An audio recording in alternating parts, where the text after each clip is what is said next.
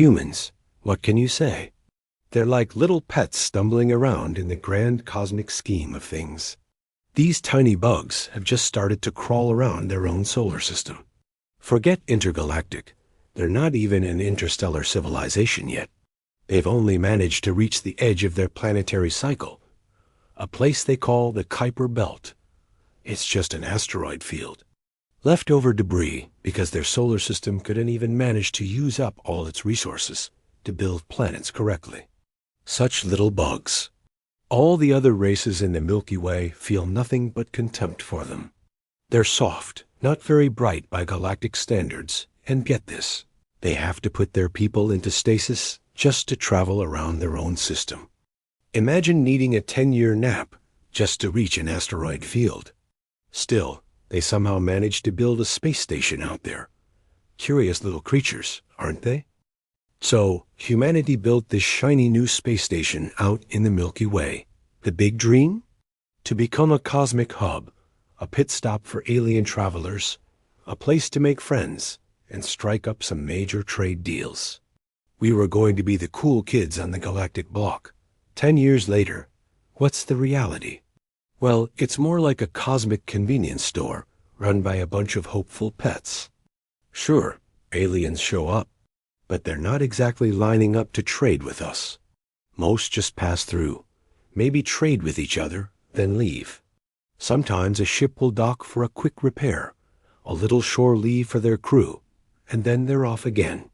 We've met a few new species, sure, but the major galactic powers? They just fly right by, barely giving our little station a second glance.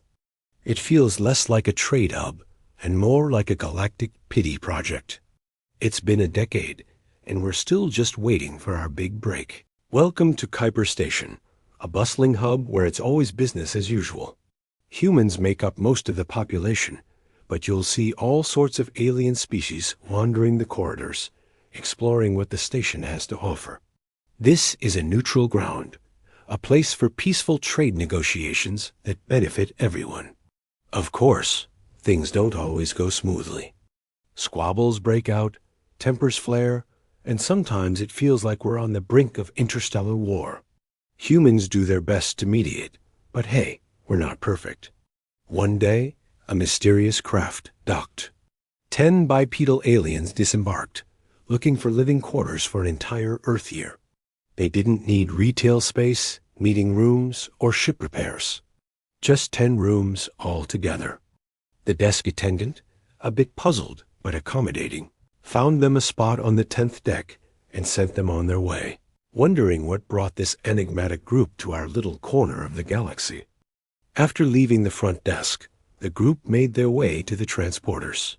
They zipped up to the 10th deck and followed the long, winding corridor, searching for their room numbers. They found them easily enough and began to divide the rooms among themselves. Most of the rooms were on the exterior hall, offering stunning views of the cosmos through large windows. A few, however, were interior rooms, windowless and quiet. Back at the front desk, the attendant couldn't shake a strange feeling. This group wasn't here for ship repairs. They had no meetings scheduled, nor were they merchants renting retail space.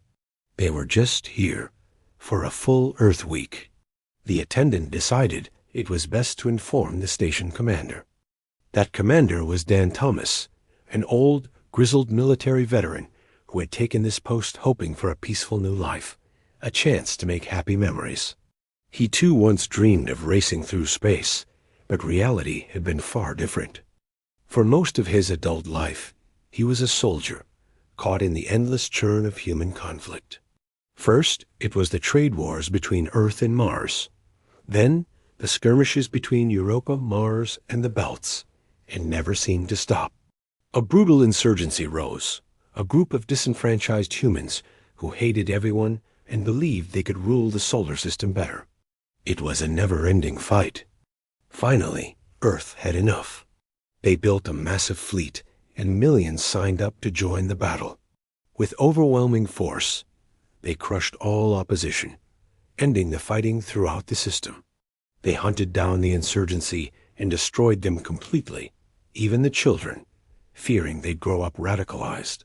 After 20 long years of war, peace finally came. Earth led the negotiations, resolving the disputes between the colonies. Trade normalized.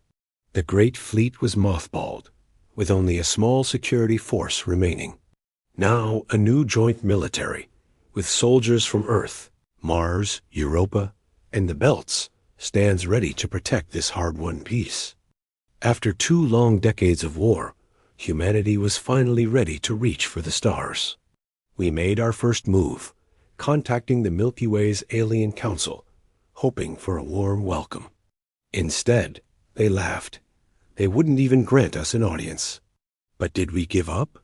Not a chance. We decided if they wouldn't let us in, we'd build our own front door. We chose a prime location, right on the edge of an inner spiral arm, a perfect spot to greet interstellar and even intergalactic travelers.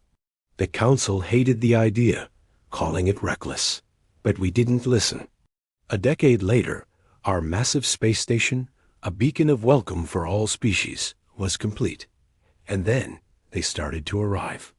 The first were the Kethrist regime, their massive transport ship limping towards us with engine trouble, a delegation on their way to another galaxy, now in need of our help. When their engines failed, the alien crew had no choice but to seek refuge at the human space station. They were desperate but proud, outright refusing any help from the human engineers who offered to assist. "Stay away from our ship," they warned, practically threatening them. The humans simply backed off. But later, when the alien crew prepared for the repairs, they found something astonishing, waiting just outside their airlock. Every single part they needed, perfectly correct and laid out in the exact order of installation. The human engineers were nowhere in sight. Word of this spread like wildfire. Soon, other species, especially younger ones ignored by the main galactic council, began flocking to the human station. They saw an opportunity, a chance to form a new alliance with humanity as its foundation. The old council was furious, calling an emergency meeting. Their demand? A human representative must appear before them to answer for all of humanity. The shuttle doors hissed open, and the first thing that hit me was the air so fresh, so green. My name is David Thomas, and I'm the human representative here. My brother Dan is the station commander, but I got here a bit early. I just had to see the legendary council planet for myself. A council rep was there to meet me, all business, but my eyes were everywhere else. Just beyond the landing pad, a forest stretched out, impossibly lush and vibrant. And the city ... oh, the city. Towers made of something like glass spiraled towards the sky, twisting and turning. As the 2 suns in the sky caught their surfaces, the entire city lit up in a shimmering, shifting rainbow. It was breathtaking. I must have stood there gawking for too long, because the rep impatiently called for me to keep up. Right, business first. But I knew this place was going to be an adventure. The escorts led me down a sterile metallic corridor to what they called my quarters. It looked more like a cell. "Stay here until the council summons you," one of them said, his voice flat and devoid of emotion. I tried to reason with him, explaining I was here as a representative, not a prisoner. I wanted to see their world, to understand their culture. The request was flatly denied. I was to remain in my quarters. As they left, I heard the distinct sound of the door locking behind them. A chilling finality. I wasn't a guest. I was a captive. I immediately activated my long-range communicator, connecting back to Earth. Commander Neil Jackson's face appeared, etched with concern. I quickly explained the situation. He didn't hesitate. "We're filing a formal complaint with the council, David. Unfair treatment. We won't stand for this." The connection ended, and I was left alone in the silent, cold room. David thanked him for trying, but he knew it was a lost cause. The words would just bounce off them. So he decided to call his brother, Dan, who was stationed up on the orbital platform. They talked for a bit, catching up, before Dan's voice dropped. He said there were whispers going around, rumors that the council had taken a human prisoner. Not just any prisoner, though. They were planning to make a statement with this person. David's stomach tightened. A statement? What did that even mean? Don admitted he didn't know the details, just that it sounded bad. Then he asked if David wanted him to get the old squad back together. A little off-the-books recon, maybe even an extraction. David paused, the idea tempting but reckless. He told Dan to hold off, not to do anything. Not yet. I don't want anything that makes humans look like the aggressors. If they see me as a prisoner, what can the council really do? They'd be starting a war they might not be able to finish. Dan asked if that was really so bad. I just laughed nervously. No, maybe not, but we're in no position to build a galactic empire. Mankind is just now finally working together, and I don't want to derail that. Let's just play this out. Dan looked at me and said, yeah, you're right. They can't be that stupid. Besides, if they do anything, all of mankind will mobilize for war. After we ended the call, I mumbled to myself, let's hope they are that stupid. A couple of days went by, and I was still locked up. Finally, the escorts came back. It's time to address the council. I just nodded and walked out of my quarters, marching down to the council auditorium. When the doors opened, I looked around, hesitating, but they pushed me in and slammed the door shut behind me. I watched it latch. He felt so alone, cautiously walking to the center of the room. Council members surrounded him, their voices a rising tide of discontent, yelling, screaming, chanting his name. Finally, the arbiter raised a hand, and silence fell like a hammer. In perfect English, the arbiter asked, "Do you represent all of humankind?" David nodded. "Yes, I do."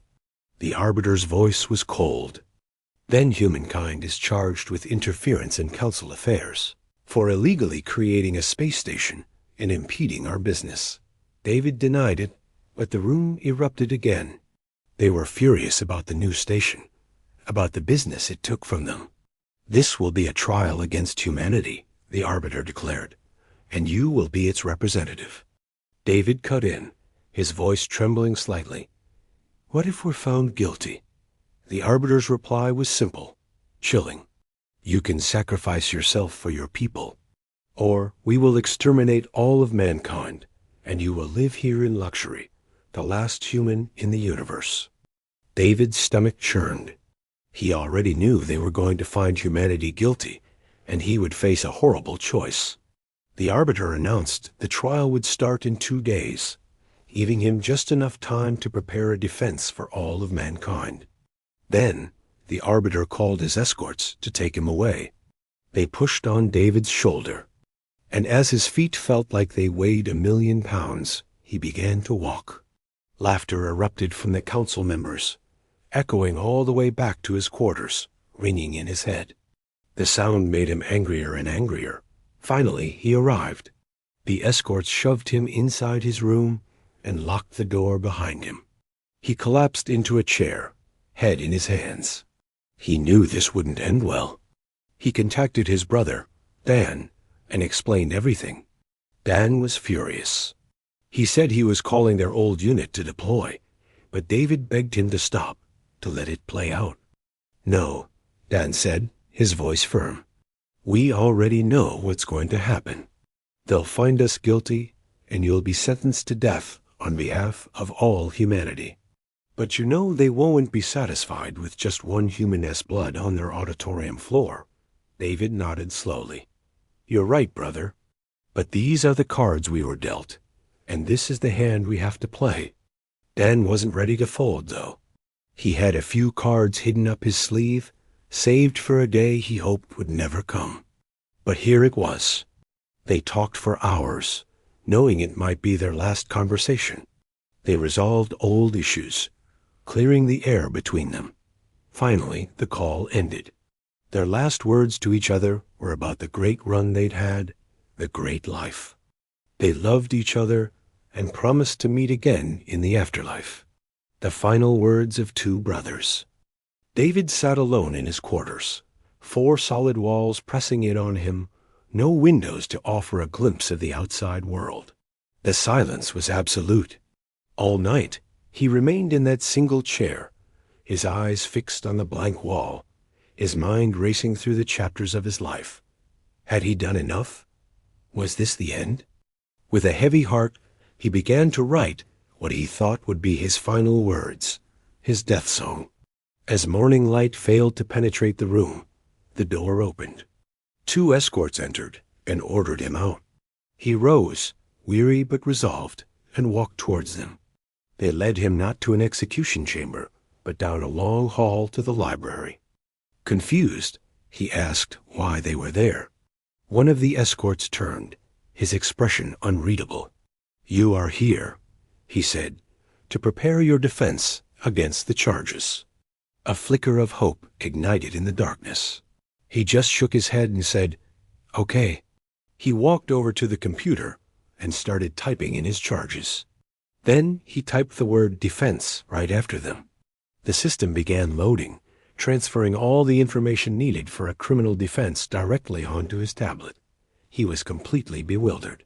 Looking around, he saw shelves and shelves of books.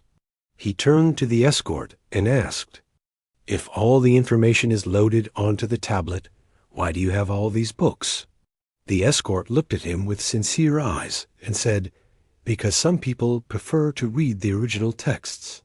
After that, the escort simply stepped back and averted his gaze. What could this possibly mean for his future? David was completely lost. He never did figure out what that escort was trying to tell him. Shaking his head, he sat down and picked up the tablet. For the next couple of days, that device became his entire world. He pored over humanity's defense, reviewing every file, every piece of evidence. He had to be ready. Surprisingly, the tablet's AI was a huge help, way more useful than he'd ever expected. It was almost like having a partner in his corner. Finally, the day of the trial arrived. David put on his finest clothes. He figured if this was it, if he was going down, he was going to look his absolute best doing it. The escorts entered his room, their faces unreadable as always. David looked up, took a deep breath, and said, "Okay, let's go." They escorted him back down to the auditorium, where the entire council was waiting. David entered and looked back just in time to see the guards give him a slight nod of encouragement before closing the massive doors behind him. The sound echoed through the vast chamber. He walked to the center of the floor, his footsteps the only sound, his eyes fixed on the high arbiter seated on the raised dais. The arbiter's voice boomed. "How does humanity answer these charges?" David took a deep, steadying breath, his own voice ringing out with surprising strength. "Earth and all of humanity pleads not guilty." An immediate uproar erupted from the council gallery, a wave of outrage and disbelief. The arbiter raised a hand, and silence fell instantly. He leaned forward, his gaze piercing. "Human, these are grave accusations you and your species face." David smiled. "Yes, they are serious charges. If we were members of your council, which humanity is not, all of you refused our membership. You said we were too small, ill-prepared for such a responsibility. Many of you have even acted against us." Then David looked directly at the arbiter and said, "Including yourself, arbiter." The arbiter shouted out in anger, "That is not part of the testimony. We can be partial, including myself, human. You're treading a thin line, and you better watch your tone." David didn't back down. He looked the arbiter straight in the eye and said, "Mr. Arbiter, humanity has an old saying. That saying is, 'Go screw yourself.'" The arbiter shot up from his chair, his face contorted with rage, and demanded the escorts take David away immediately. The escorts came in and grabbed David, hauling him out of the room. As they marched him down the long corridor back to his quarters, he could still hear the thunderous uproar echoing from the auditorium. He had definitely struck a nerve. When they finally reached his door, the escorts unlocked it. David braced himself, expecting to be shoved inside. But surprisingly, they just stepped aside and let him go. He walked into his quarters on his own terms. A small victory. One of the escorts leaned in and whispered, "You really pissed off the council." A smirk crept across David's face. "Good," he replied, feeling a surge of satisfaction. The escorts gave him a knowing nod before sealing the door behind him, leaving him alone in the quiet. He knew this was just the beginning. David quickly contacted the commander, his face etched with distress. Was that really the best thing to say to the Arbiter? David just smirked. No, it wasn't. But you know as well as I do, they'll find us guilty. I'll have to give up my life for humanity to live on. The commander nodded grimly, then paused. No, David, he said, his voice heavy. They won't just stop with you. The council will mobilize their entire fleet to eliminate all of us. David's smirk vanished. How many warships does the council have? The commander's answer was chilling.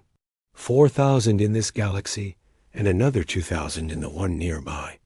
A wave of dread washed over them as the true scale of their impending doom became terrifyingly clear. David nodded, taking it all in. The commander continued, a grim determination in his eyes. This will be an epic battle. A battle that will be sung about for generations. David nodded again, the weight of the moment settling on him. All of humanity is preparing, the commander explained. We've pulled every last ship out of mothballs. We're retrofitting them as we speak. David looked concerned. But that will alert the council, he pointed out. They'll know we're preparing for war. The commander gave a short, sharp nod. Yes, we know.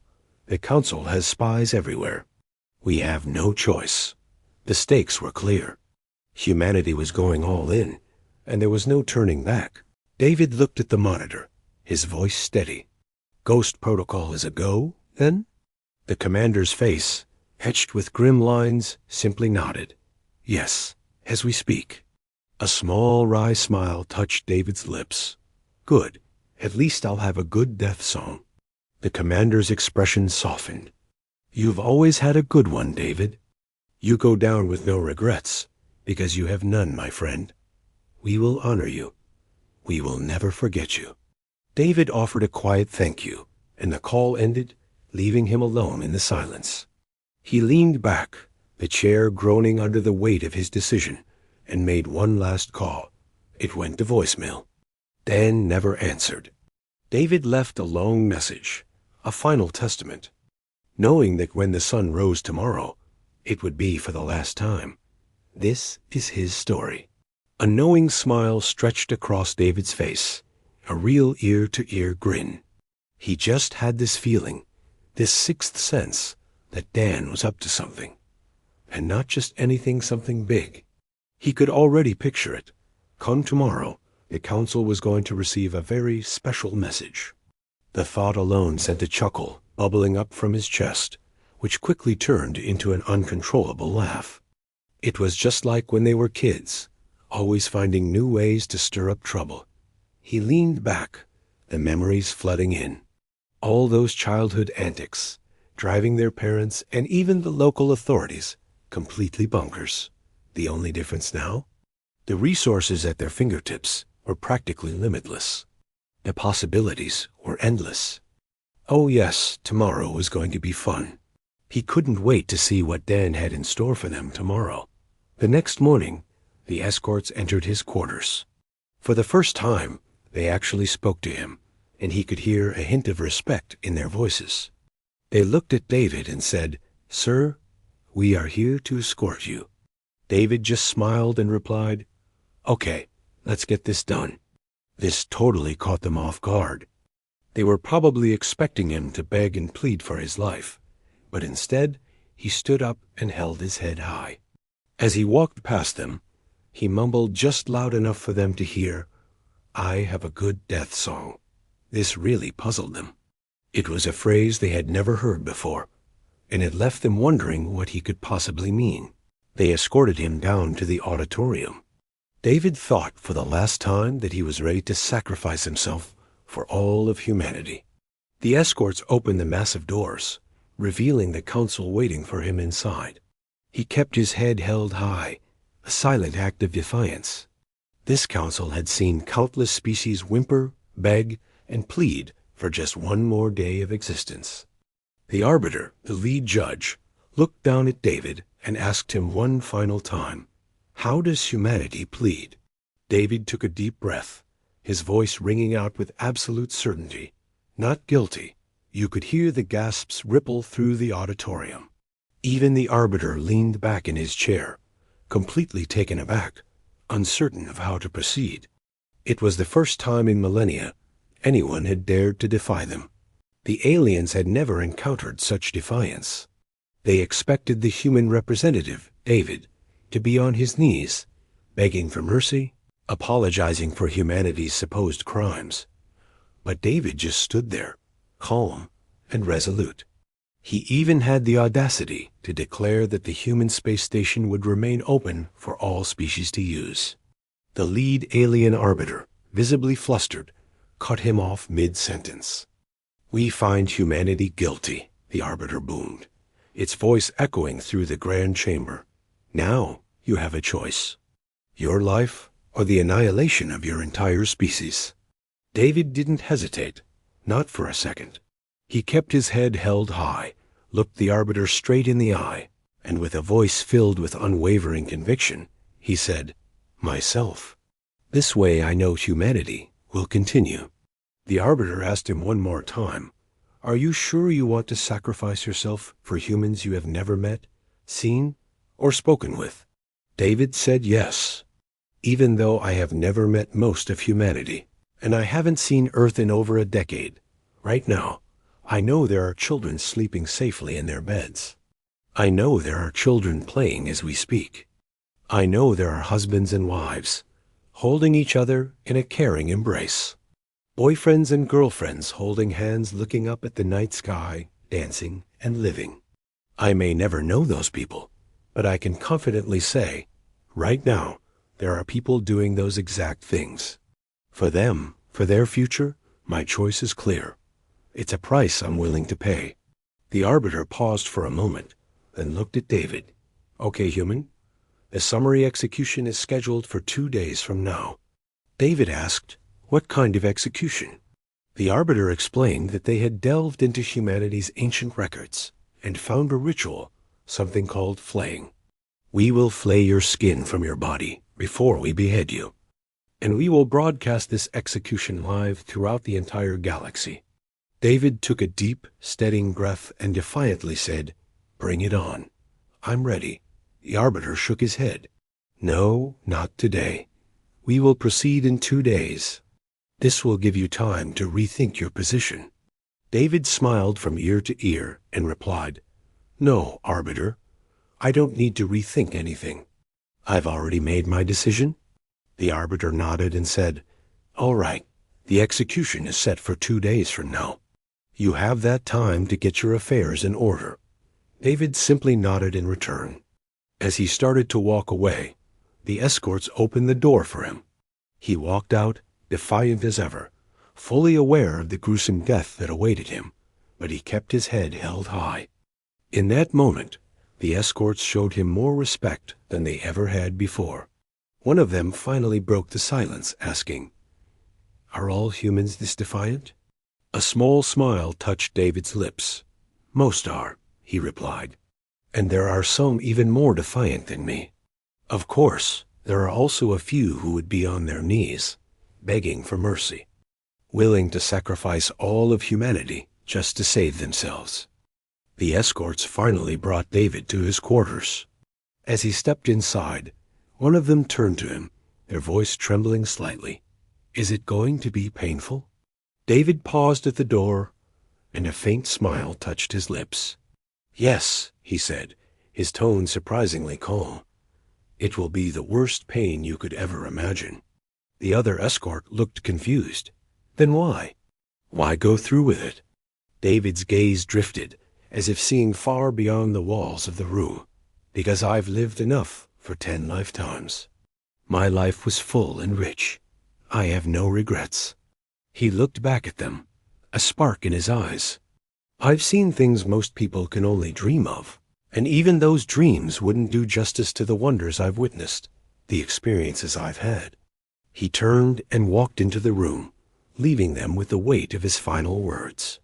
If this is the way I die, then my death song has been written for me, and I am ready to go home. The escorts lowered their heads in reverence, a silent acknowledgement of the moment. Then they closed his door, leaving him to the quiet solitude of his final hours. He walked over to his favorite chair, the worn fabric of familiar comfort. Right next to it sat a small table, and on that table a single bottle of human whiskey and one glass. A faint smile touched his lips. This was going to be a good night, he thought. With a soft pop, the bottle opened, and he poured himself a generous glass. He sat there, a gentle smile on his face, looking at the amber liquid, swishing it around, watching it catch the light. The rich aroma filled the air, a potent memory of Earth, of its vibrant sights and unforgettable smells. He sipped the liquid, and an instant warmth spread through him, like a blanket wrapping him tight, or like sitting on a back porch on a warm summer night, just looking up at the stars. He continued to sip his drink, lost in the moment. At that same time, the Arbiter ordered the planet's airspace to be completely closed. No ships were allowed in or out until the execution was complete. Everyone was stuck. To enforce this, the Arbiter even placed warships in orbit, preparing for a potential attack. David finished his first glass of whiskey, then grabbed the bottle to pour another. As he set the bottle down, he noticed a small note on the table. He picked it up, unfolded it, and read the simple message: "A toast to your next life." David closed the note, thought for a moment, and then a low chuckle escaped his lips, building into a full laugh. Phantom static, where the phantoms speak through the static.